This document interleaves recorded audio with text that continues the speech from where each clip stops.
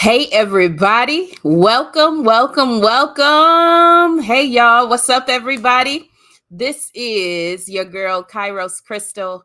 Thank you for joining me on another episode, the last episode of our Divine Introduction series for Single on a Sunday. I want to say hey y'all, hey to everybody that's coming in and checking in. Make sure you tell me where you are watching from because I already know that this couple tonight has a fan base, and I just want to see how far around the world we are gonna get tonight. Listen, we have been rocking with each other. Hey, Vertanji, we have been rocking with each other for the last 3 weeks. The last 3 weeks, doing this beautiful series of divine introductions.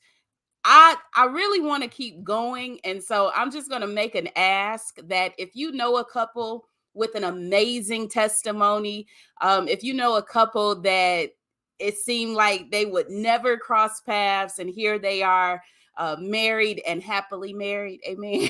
And send them my way, send them my information, tag them in this video, let me know, because I really feel like we should keep this going just as a way to encourage everyone, whether you are single, unmarried, dating, engaged, whatever it is, because you all have been sending me the messages about how much this has truly been an inspiration to you. So we are going to kick off tonight, our final night, at least in the month of February, of Divine Introductions.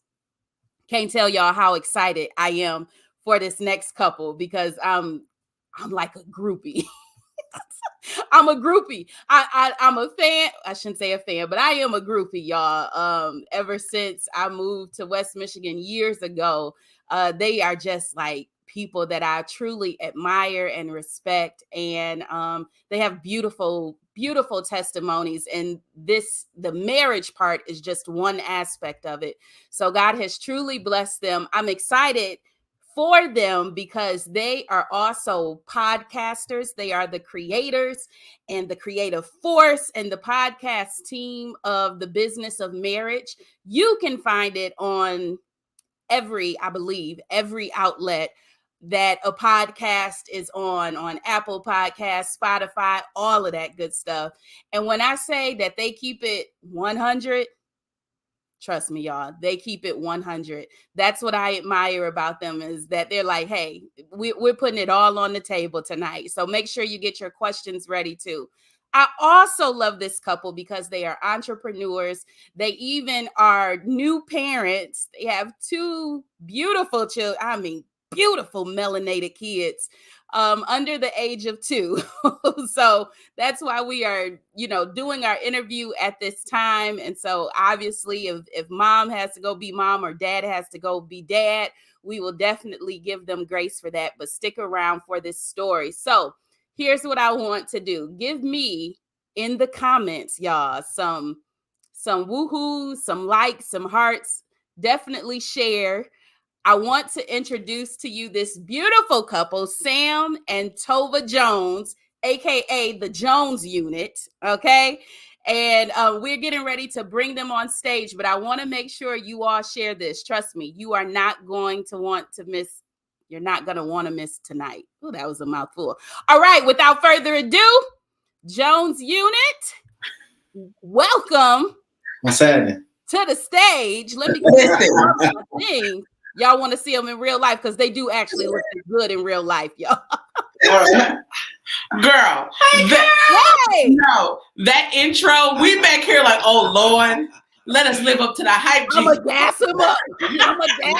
Listen, I'm dry as the other side of some sand. Wake up. And she is like wet, like some water. So I'm like, Lord, I don't know about this. Listen, we back here like, oh, we got to get it together. No, I just want y'all to be yourself. I want y'all to be yourself because trust me, it's gonna be a blessing tonight. How y'all doing? How was your Sunday? Listen, we are doing so good. Sundays are a true Sabbath for us, for me at least. So, so Sam is a pastor at our local church, so Sunday is a work day for him. But When we come home, we just chill with our kids and we just Yes. relax. And I normally cook, so it's been a real chill Sunday. So the sun was shining. It was a good day. It was shining all over. That's good to know. That's good to know. I love it. I'm excited to just chat with y'all. I don't think I've ever had this opportunity. So I have my notebook and my pen to take some notes. No pressure. All right. No pressure, but let's get into it. Hey, audience, if you are watching, we definitely will have Q&A with the Jones unit. So type it. You can start putting your questions in the chat and all of those great things. But Sam, Tova, let's start with the basics, okay? How many years have you two been married? What's your family makeup? Just kind of bring us up to speed with where you are in 2022. Yeah, for sure. So we have been married almost 8 years, known each other for almost 14, 15 years. Yeah. And, it's so funny. Our makeup, our families are very unique in that it's kind of similar. She comes from a gospel, granddaddy was a preacher, mama served in every Sunday school there ever could be and directed the choir. And then there was me, my daddy was a preacher, my granddaddy was a preacher. And somewhere along the pathway, I became one too, even though I didn't want to. So, there's that history. But man, we come from a very unique place in that, we come from a single parent home. I come from a 2-parent home, 3 brothers, single child, so much more in that. But we come from spaces that are kind of similar, but also very unique and distinct for us. So. And then we got 2 children. Okay, 2 kids. We got a girl. We got the girl and the boy. That's what I call them. Our daughter's name is Olivia, and our son name is Dixon. Olivia just turned 2 last Saturday. So did. And Dixon is 3 months. So y'all, if we sleep deprived, if we mumble over our words, give us grace. If you know. Yeah, and you would think we learn our lesson about doing any type of anything after 8 o'clock. You start getting middle-aged and getting old, even though we're not really that old. Something start changing in the way that you think and process. Right. So, we're going to be all right, though. We're going to give y'all all. Y'all going to be good. Listen, you'll be able to look back on this, right? And you'll be able to use it as blackmail for the kids. Yes. All right. So let's get into the meat of this thing, because typically, my audience, my support really comes from single, unmarried Christian women. So can you take us back to when you were single, single, okay? What were you doing as individuals before the two of you met each other? Yeah, so before I met Sam, I was actually at a very interesting crossroads, right? I had I don't want to say just got out of a toxic relationship, but I had previously been in a not so good relationship, very toxic. And it took me almost 1.5 years to be free fully from that thing. Okay. And I was just at the point where I was like, you know what, Lord, if it's me and you, I'm Gucci. I'm about to move to Baltimore. I'm about to pursue this plus size modeling. I'm about to be out. And the Lord laughed at my plans because I was serving in church. The Bible talks about your single time is dedicated to the church. If that was a person, that was me. I was on the praise team. I was in any ministry, trying to keep myself occupied, keep myself saved, keep myself secure. You get what I'm saying? Myself holy. And so I was literally dedicating my single time to the Lord. Of course, I was working, thriving friendships, really enjoying my single season. And out the blue, here he comes. The Lord here he come. And I was super content, almost missed the blessing of him because that's how content I was. I was already in a space where I'm like, I'm loving my relationship with the Lord. I can get up and talk to him when I want to. I can go to consecration and be ghost and not have to answer to nobody if I want to. I was really enjoying that time of my life. And I think because I was content and my heart was to God, then he was like, I can bring somebody into your life. That's what I was doing. That's a wonderful answer. That's so beautiful. It's the truth. It's the truth. It's the truth. Tova was up there modeling, okay? She was going for broke on the runway. It's a fact. You can find my story on Church Boys Going Wild, anonymous Bye. And I'm just kidding. That's not my story. Put it in the chat. Put it in the chat. But no, for real, like my single life beforehand, I had came from various relationships where they just were not successful to various things. I was going in my own career path of just, trying to figure out who I am and what I was doing. I was very routine. I was in $1 million retail company for 4 years. Thought this was going to be my trajectory up into, just a streamline of retail and market management and all the different type of things. And I found myself in spaces where I hated my career. Wow. Hated my choice after college and trying to figure out what that was going to look like. And, over the course of time, man, of being worn down, of course, you get worn down spiritually and physically and mentally, then you also get worn down emotionally. Right. And so you're just looking for anything that looks like it's, emulates what you believe you really want in life. And for me, I just wanted to be in a space where I had somebody, that was, representative of where I wanted to go, but also could hold me down. That's the term, you gonna hold me down, and that's what I was looking for. And sometimes when I was looking for the hold me downs, they was holding me up. And so, it was the wrong thing. And so I had a lot of horrible relationships, emotionally depleted in my career with girls and all that. And I took a break. I took a year away from dating. Same thing kind of she did, I did for myself. I said, Lord, if there's somebody for me, that means I need to take some time for myself. And that meant, getting emotionally, mentally, physically, spiritually secure in a space that was going to be needed for a guy. Because it's like, man, there's so many fish in the sea. There's so many things to do. There's so many things I can look at. But in many cases, those things were always, again, holding me up and holding me down in the wrong way. And so I took that time away. And it's so funny. It's like when you decide to do things that are really good for your soul, it's amazing how God be like, okay, finally, that means you can get sitting still enough so that way I can talk to you. And I think that in that space, that's where, like, literally taking some time, I ended up doing some things we'll get into that I had never really done in my dating history before. And it led to a great experience where I met Tova. Wow.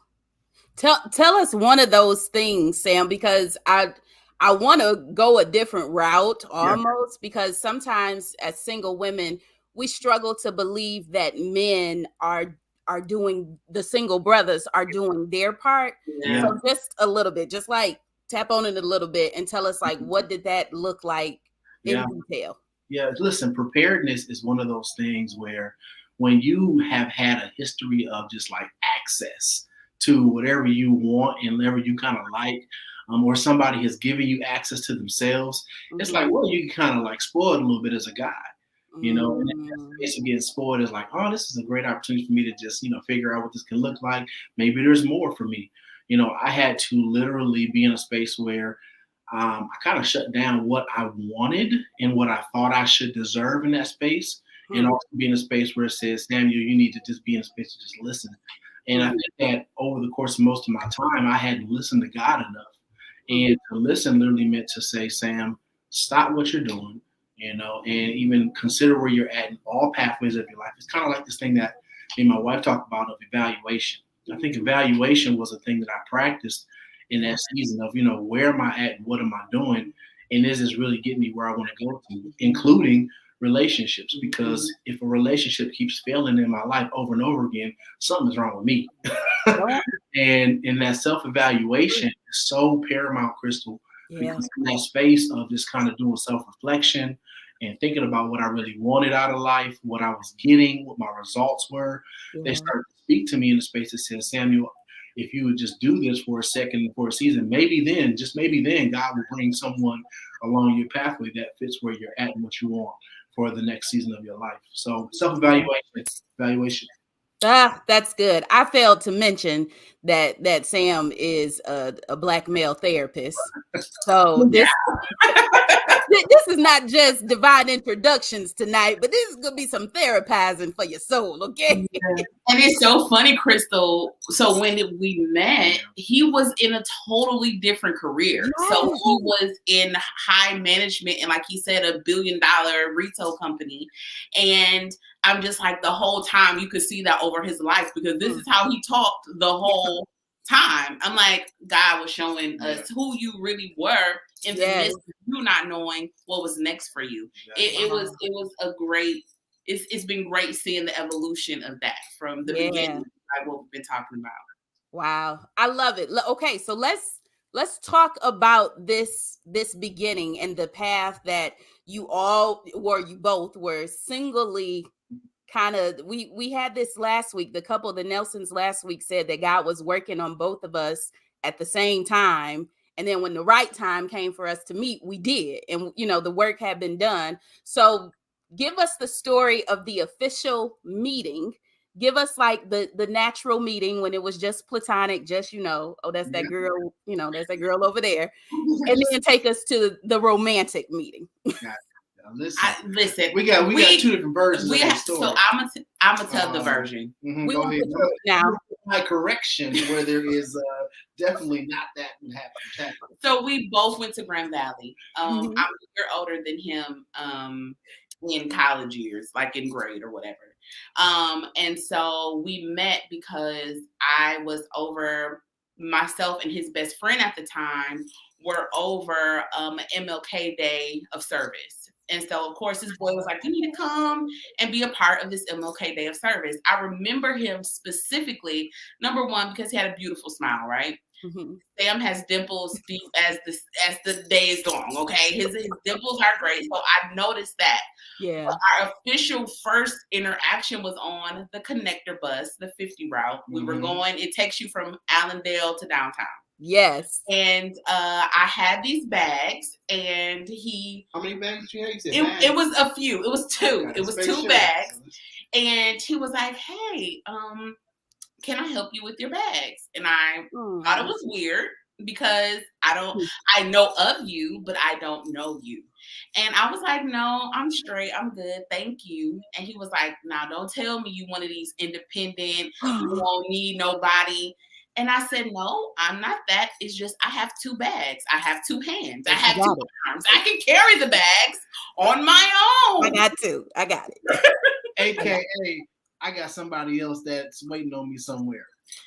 The hidden agenda was my boyfriend at the time was waiting to meet me at the bus. So I didn't, I didn't the beans. And so the funny thing is, about 7 years later, his brother and I attended the same church. And he kept telling Sam, like, hey, you need to talk to this girl named Tova. You need to talk to Tova. You need to talk to Tova. Mind you, I don't know who his brother is. I didn't know who was watching me. I didn't know anything. And so fast forward, we were at a musical at a church in Grand Rapids, and I was singing, and he had came with another young lady and a group of people, and I'll let him tell you how he felt at that moment, but tag you it, Sam. Listen, I will say this. I will say this. And this is a good point to mark down, ladies and gentlemen. You never know when you're being watched. Preach. I got a chance and opportunity to watch her on a bus line and space a far distant at a MLK event, right? All years ago. My brother got a chance to watch her for so many years as she worshiped, as she praised, as she did things. Wow. He probably saw somebody else with all the things, right? He watched. And so in those spaces of being watched, her character was on the line and she didn't know it. Had no idea. Her the way that she proceeded and dealt with people was on the line and she didn't know it.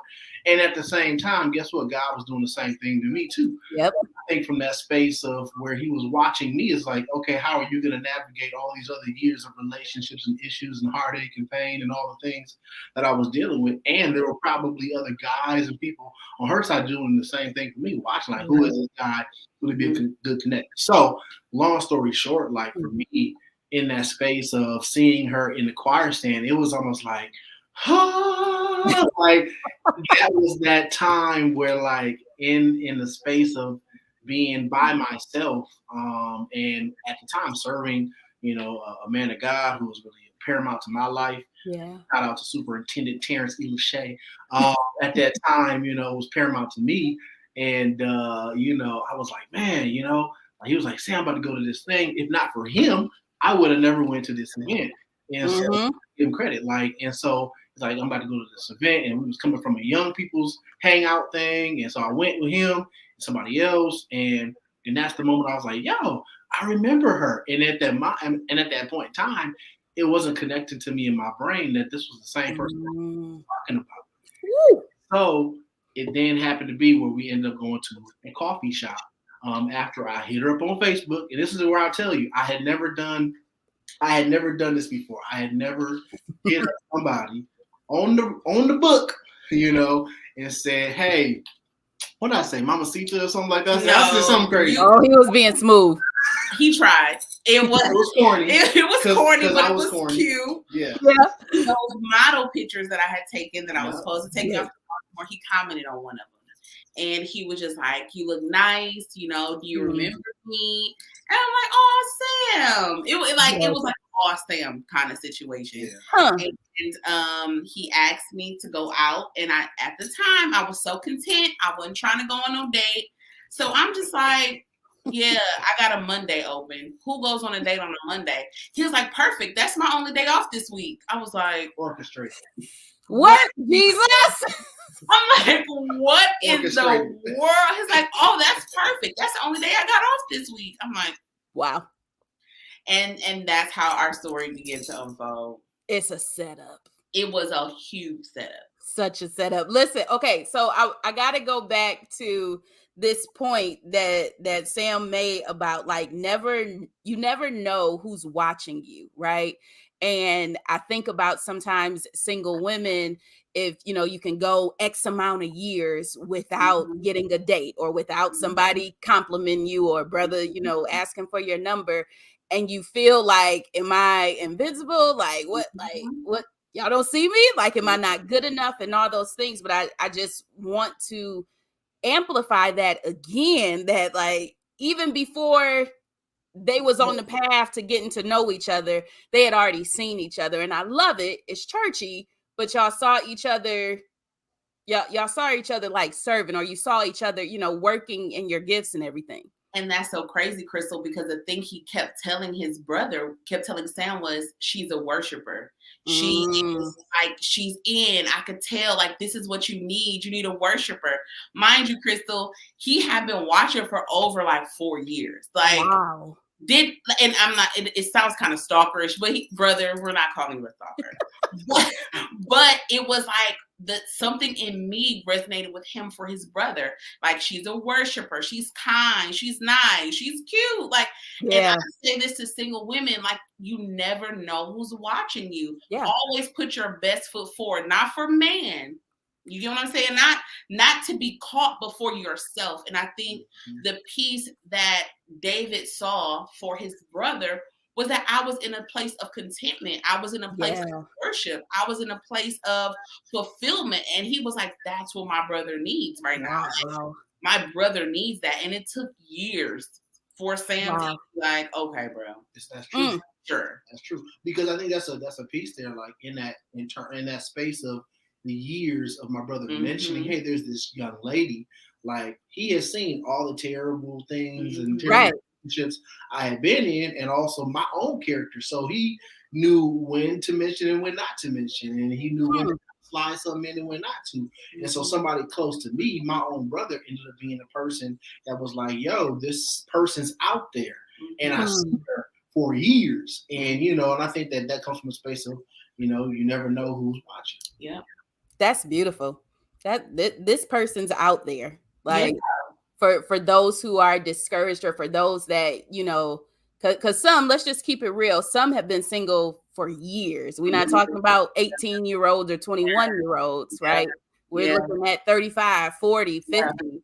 But like, this person is out there. I didn't know that part. So did David do the hooking up, or Sam, you took the initiative once David gave you the green thumb or green flag? And again, he was really just sowing the seed. He planted the seed. Because he did two things for me, I think, personally, when I think about it. Again, I was one that I never was in that space where I was going to do a lot of approaching. Again, I had access. I was approached, and it was like, hey, you want to date? All those types of things. And so I was kind of used to that. And I was kind of like timid. when it came to this experience of just like, man, cause I'm really looking for the one, but I don't want to put my best foot. Like all those things. Yeah. On that space of him watching also was a space of sowing the seed to me to encourage me to step up my game and to step up to the plate. Because wasn't nobody gonna step up to Tova. She heading out of state. She gone.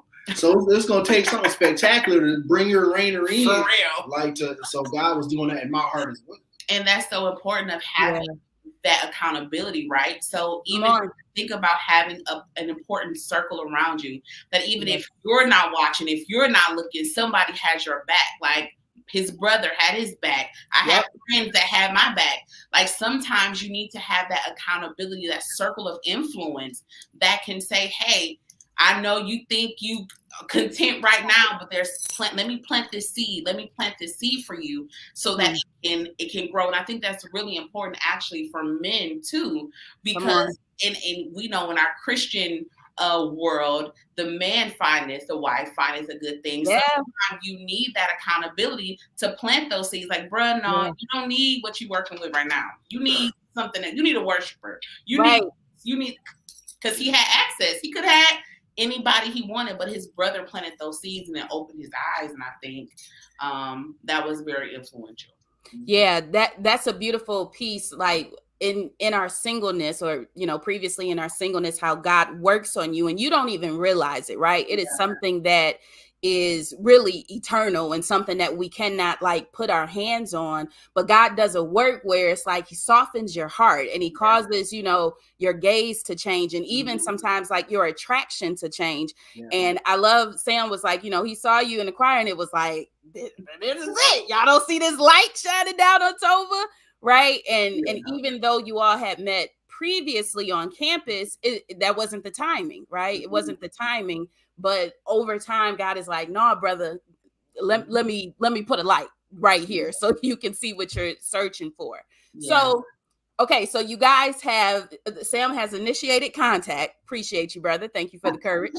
And it's a Monday, and Tova is content, about to, go off and do her thing. So let's talk about this idea of chemistry and attraction. Like, how did that, because you guys had seen each other before, right? So talk to us about what was it like to kind of leave that space of being platonic or casual or brother and sister in the Lord into, you can, let me not get y'all go. I will go. For me, I told Sam this after we had, like when we were engaged, that process. So after the coffee shop date, I walked away, and the whole time there, I was praying that, Lord, help me not to get carried away, because as women, we can go on one date and jump to the Pinterest board and be like, I'm about to get married. I asked the Lord, I said, Lord, help me to be sober-minded, mind, body, and spirit, so that I can understand and be in the moment. I did not want to be swept off my feet. I wanted to be sober. Ooh, that's good. And so when I left the coffee shop meeting, I was like, he's cute. But I was like, he didn't even have my phone number. Like when we left, he contacted me on Facebook. We had the conversation, we met up. He still did not have my number, because I'm like, I'm not getting carried away. If he wants my number, he'll ask. Until then, we'll keep Facebook messaging. And then over time, it evolved. And girl, our first date was at a Bible bowl. After the coffee shop, he gonna take me to a Bible bowl. Come on, saints. Come on. You said you wanted to be sober-minded. This is all I knew. Listen, all I knew was churchy. For real, that was my lifestyle. All I knew was that, even though I tried to run away from it straight up. And so, in that space, I think that after that and during that initial date, there were two things that really, poked out to me. And that was the fact that here's someone that can carry a conversation for like 2 hours. We talked. I'm an introvert. She's an extrovert. Yeah. Typically, it's not happening. But I think what began to be a perfect space in that was that we had this one-on-one. There was a fireplace. We had our coffee. It was like on some real mature stuff. And so like, being able to be in that space helped us so much be able to conversate and connect on so many different levels. Yeah. And so, that was number one. Men are visual. Number two, all right, I could have lived with that, but men are visual. Yeah. And so I saw how she looked. I mean, she was put together. Yeah. It's an East Side and State thing. Tell 'em. And so like it was like, okay, we don't play. This little It's bit a different swag. a little bit different. Swag. A little bit different West Michigan, And so I think that was a space, and I think those two things were really key for me. So I was visually attracted, and also, I was like, man, she got some depth to her. She not just, nobody out here that's crazy. And so that was really important to me, just initially. And I think as time grew, of course, our chemistry and our desire for each other grew. Yeah. My first lady used to always say, you don't have to act on the impulse, but if you ain't feeling nothing, something ain't right. God made us to have chemistry and to feel, and we're sexual beings. So if there is no chemistry, it might not be the one. And there definitely was chemistry. It was days where we were like, bro, we can't see each other today. Not today. We taking a break. I think that's being honest. Shout out to Dietrich Haddon on his Christmas album. And so, like, if you don't know about that, you got to check his Christmas album.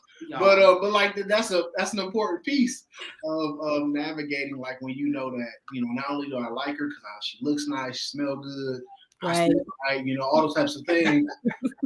Being in that space where that there's something more. It's not just like, oh, yeah, this person connects with me on a deep level, but there's no, like, thing there. No, if there's an itch, good. Right. Just don't scratch it. Right. So, what I'm saying? It's like, that one of those spaces was important. Yeah. So was definitely this is beautiful. Okay, we got to backtrack a little bit and like slide into this question, because Tova, you had a man, right? You was dating. Previously I was dating, and I wasn't just getting out the relationship. I was healing from the relationship. So I had just got to the point where I was like, whoo, all this hard work to get over this joker is done. I don't want this anymore. I don't have to go through that work anymore.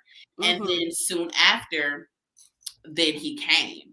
And that's how that went. So I wasn't dating. I was I was single. You were single. Single.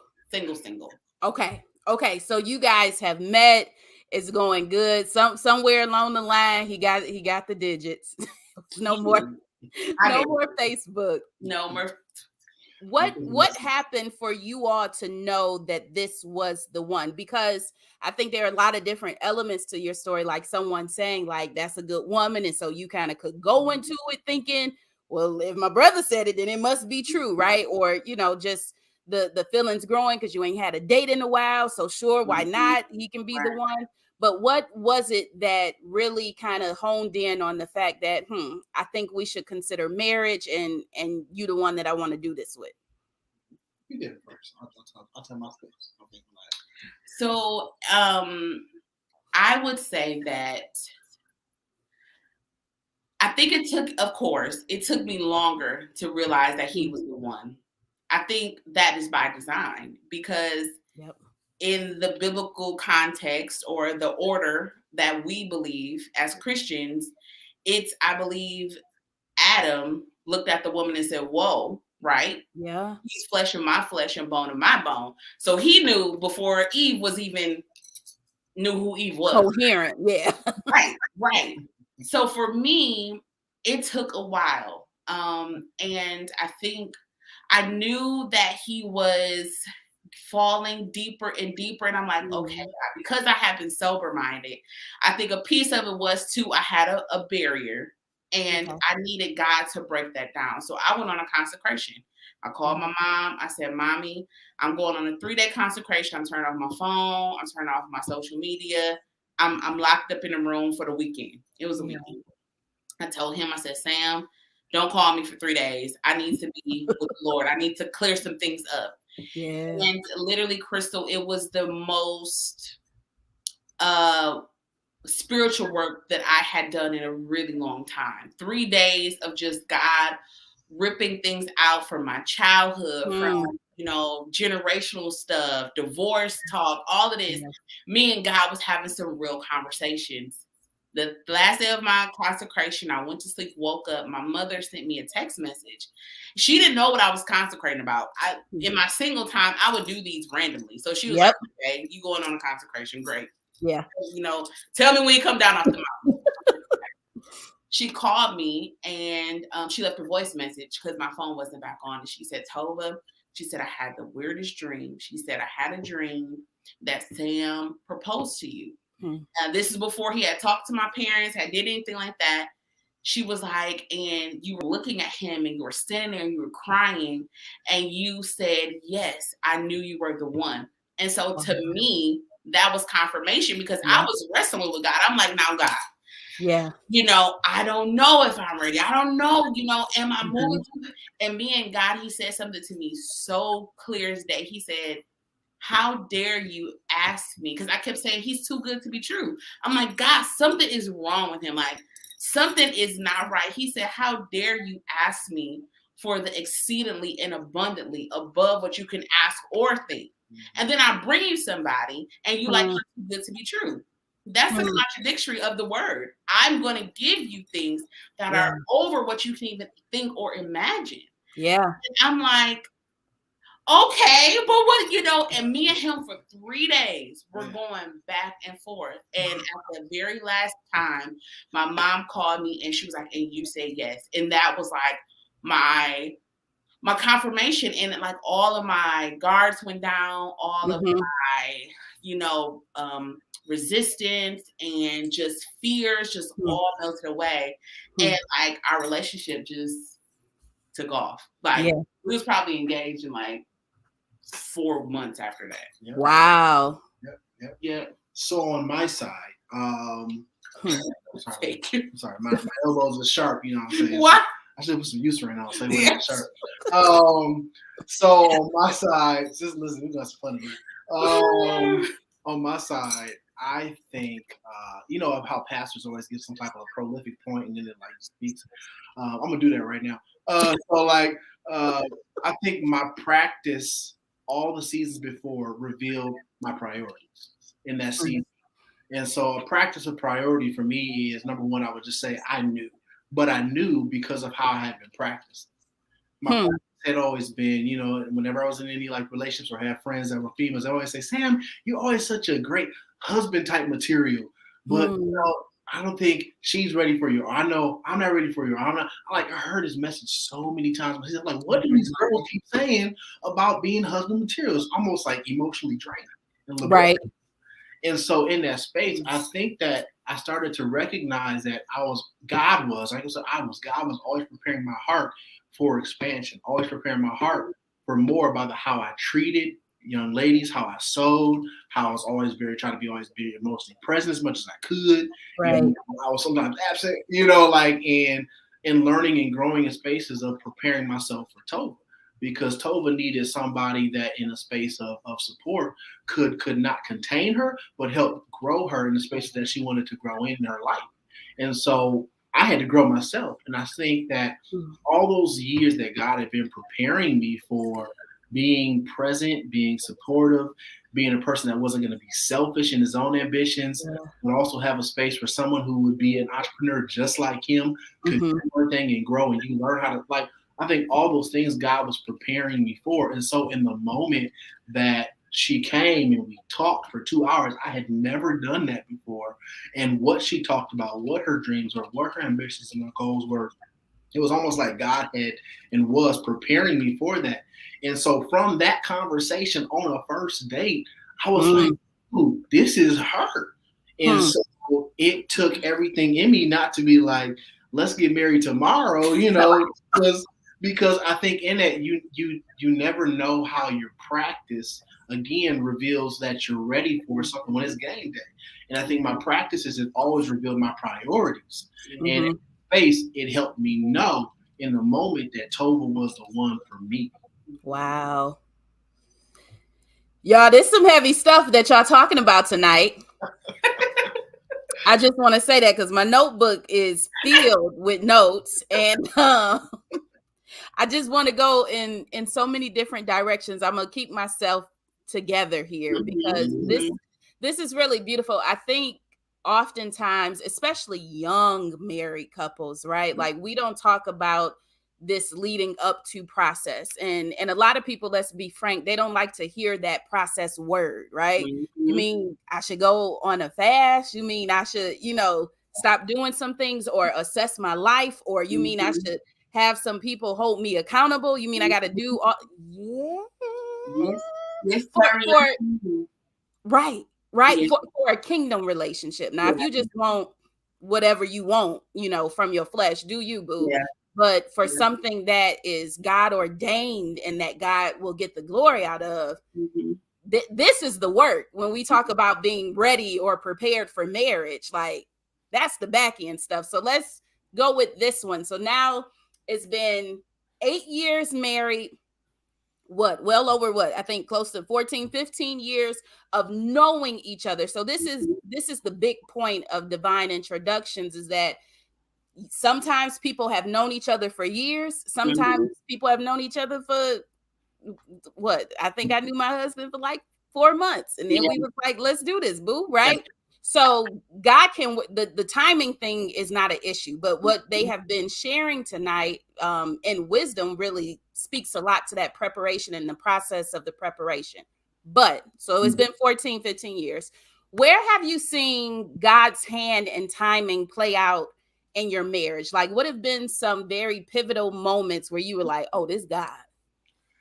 Yep. So I think the best way for us to answer that question is to tell you where it was not God.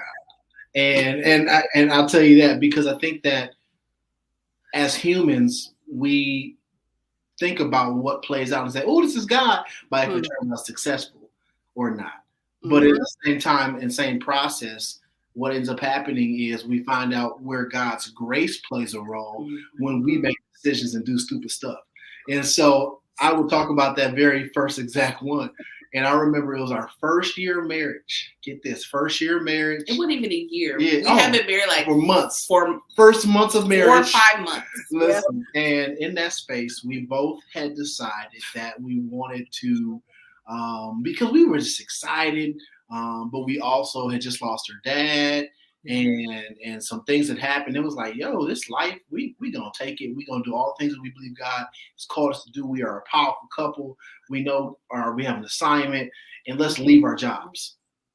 Oh, Wrong. We felt, we was like, faith is a simple thing, hope for the evidence not. We about to sow our way up out of here. It is impossible to please God. We doing all out. Y'all was faith without works. Y'all was on it. Y'all was all out of confidence. Listen, the word is powerful, but it's a time and season for everything. And so in that space, we both we was like, we gonna leave these particular jobs, and we know these are not the spaces we want to be in, and we did it in the same season. Super, super dumb. But at the same time, I think what ended up happening was God honored our faith. And so in honoring our faith, there are some things that we went through. I remember this moment, and I love telling the story. We had just had a very intense discussion. We were both like, man, the money that was saved to do some of this ain't there no more. All the things is going the wrong way. And I remember we had a discussion. I said something that was annoying and irritating to my wife, and my wife went out the door.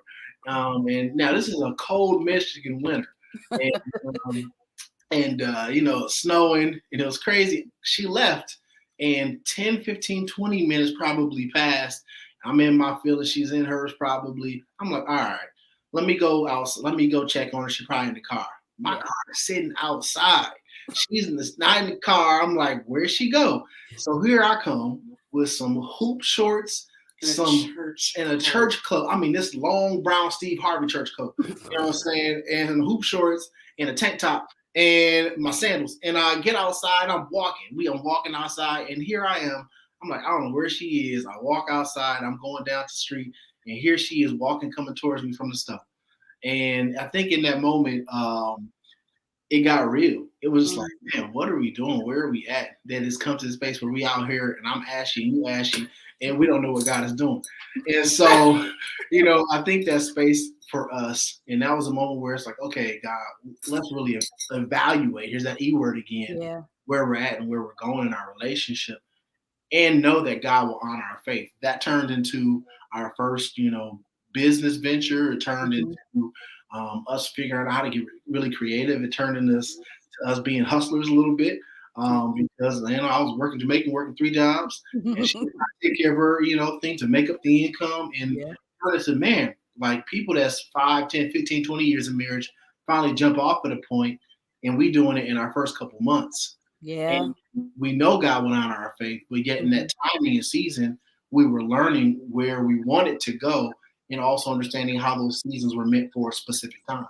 And I think also with that too, we saw God's hand because he left his career that he came out of college with. He then was like, I hear God telling me to be a counselor, to be a therapist. Wow. So he went back to school in that season.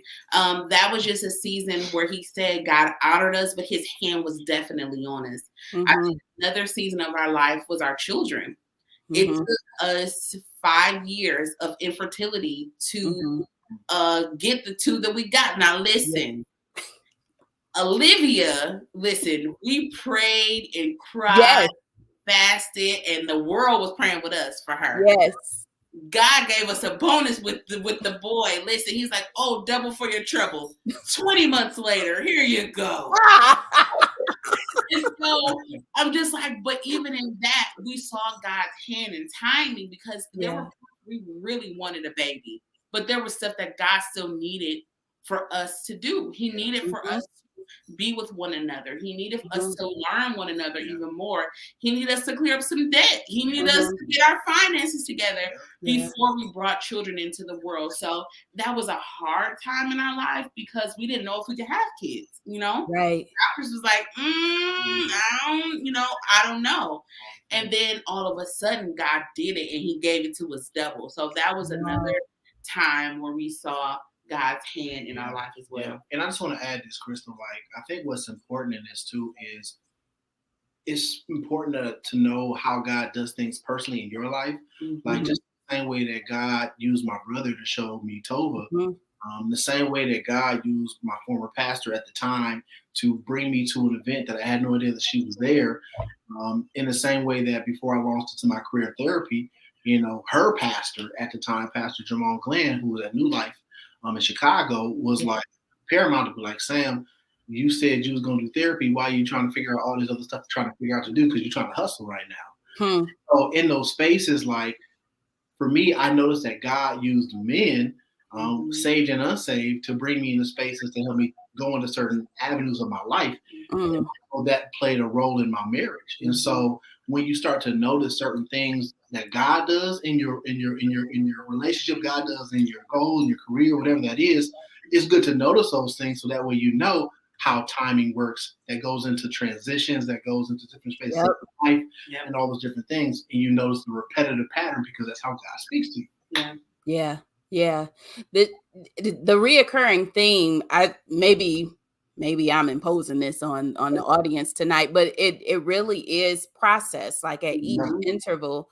And getting married is not the prize, so to speak, right? Like there's so much more even beyond that. And I think as a group of single people, sometimes it's frustrating because you hear, you got to work on this, or you got to fix this, or you got to whatever. And people could be a lot more kinder and I guess nicer and tactful when they say things like that.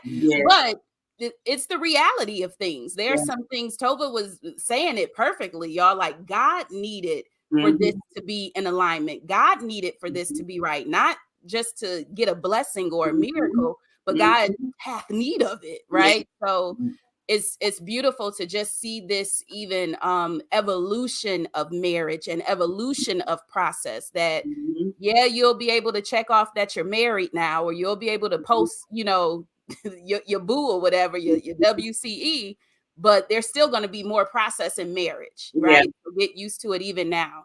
So I think we're coming up on our last question. Audience, I want to invite you this time. Y'all have been very engaging and reacting. I appreciate you all. If you have questions for this couple, they are an open book. So don't be ashamed. Go ahead and put it in the comments and we will ask. So actually, 2 more questions. Yep, 2 more questions. Okay, so do you have, just put it up there.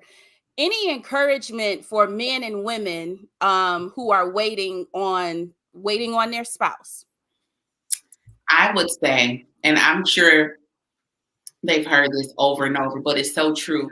It's not about you waiting, but it's about how you wait. Mm-hmm. I think so many times, and I got so tired of hearing this in my single season. Yep. Be content.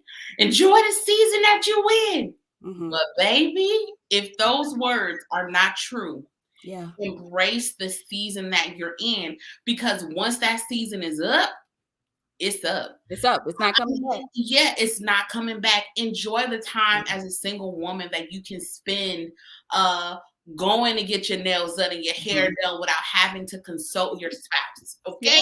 Yeah. Well, be able, and it's so funny because the word of God says this, even on a spiritual note, when you become married, your time is devoted to your family. Yes. Your relationship with God is going to change because there's another shift of authority, right? Mm-hmm. So I'm just like, enjoy the time where you can go and be on consecrations and fast, and you don't have to still cook for your children or your husband. You can just lay prostrate and drink water if you want for 40 days and 40 nights. That's beautiful, Tova. And learn to build those routines. So one thing I wish I would have done more in my single season is to build routines. So like having a routine to work out, having a routine of praying and reading my word at a certain time, because those routines and those things that you do in your single season can carry over. Right. I just say enjoy your season. God has you in that space. Don't spend it regretting it. Come on. Travel, do business ventures, save your money. If you want to buy a house, buy a house. If you like, don't wait to get married to live your life. Embrace it.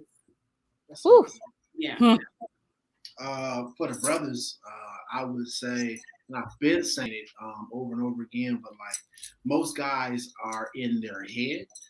They're always thinking about their thoughts, always thinking about, where I'm at, where I'm going, what I'm about to do. I'm about to get this money, all those types of things. And so, like, for guys, evaluate your headspace, man, because I think that in that season of being single, like, if we don't evaluate where we are in our thoughts, or if God talks to you, like, being that space of what is God saying to me repetitively in the season that I'm in, you end up just doing stuff.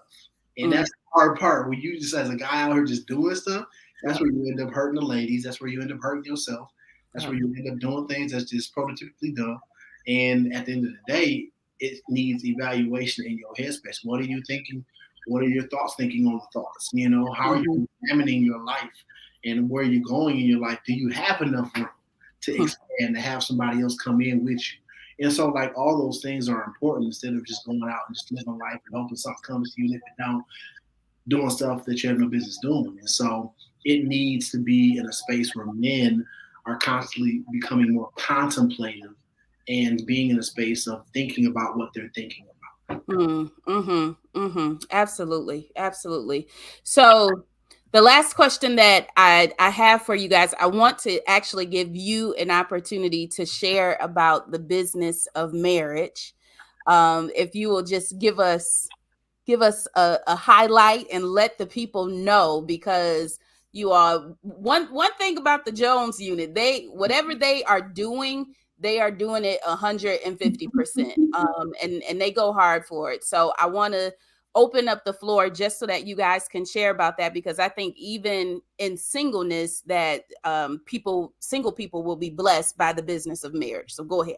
Yeah, go ahead. I was going to say, yeah, go ahead. So we have a podcast called the Business of Marriage Podcast. It was really birthed out of a place of,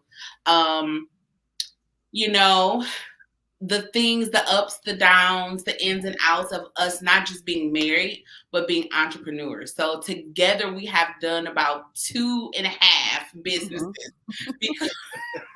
because he is a therapist, and when you become married, right? You win it. Yours is mine, which mine is yours.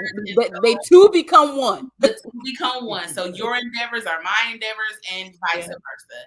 And so it's a different dynamic when you are in marriage and you're in partnership as well with your spouse in business. And so that's how it birthed. This season, we're mostly focusing on marriage and the different things that happen to married couples, from sex to community to parenting to date nights to all of the things that encompass a good marriage. We call ourselves the marriage defenders because we're going to bat for marriage every time. We love to see couples win no matter what, especially young millennial couples, because our generation is not about marriage for real. And the examples that many of us have seen are not great. So that turns us off completely.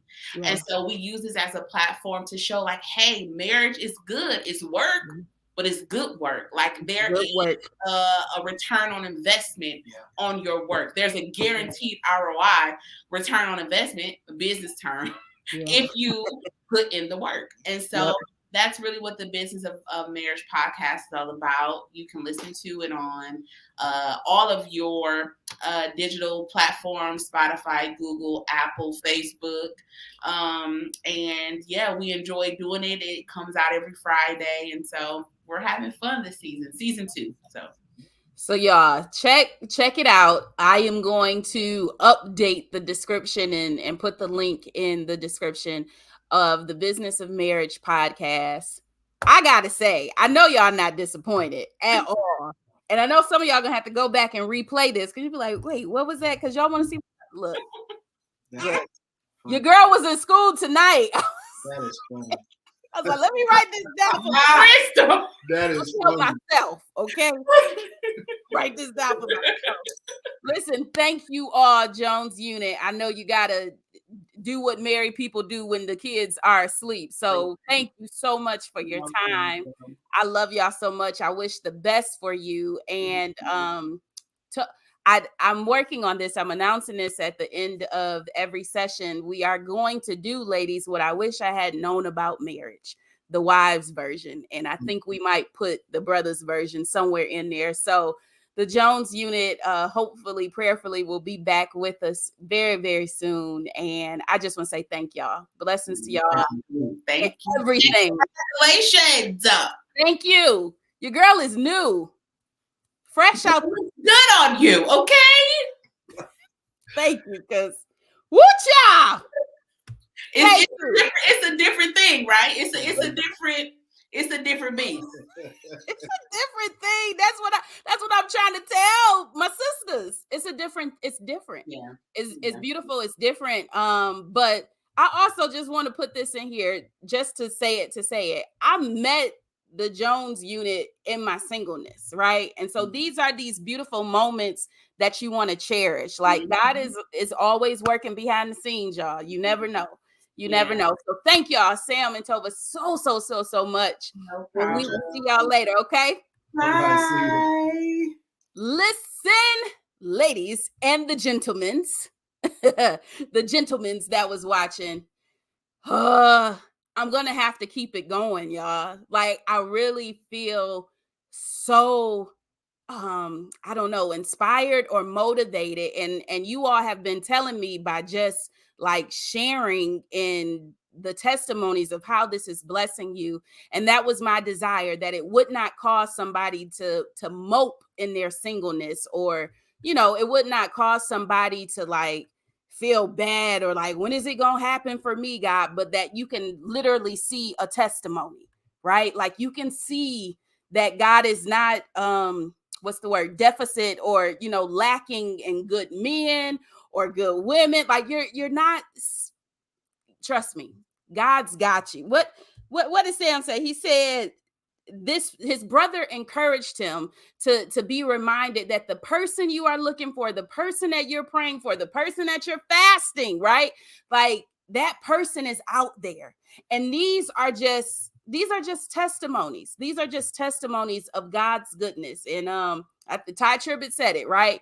If he did it before, he can do it again. If he's done it for them, right? They met on college, spent some years apart.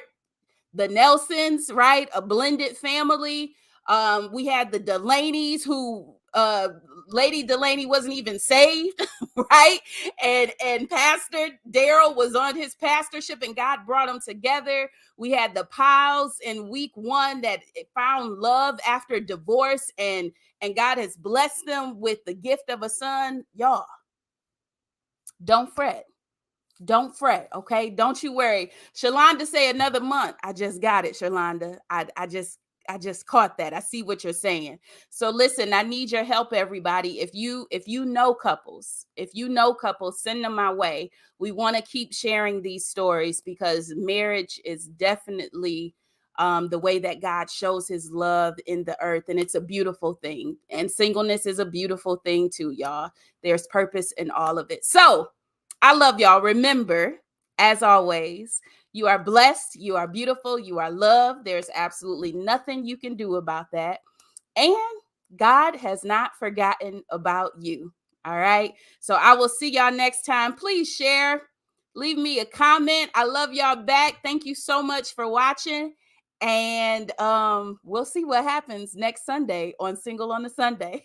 All right, y'all. See you later.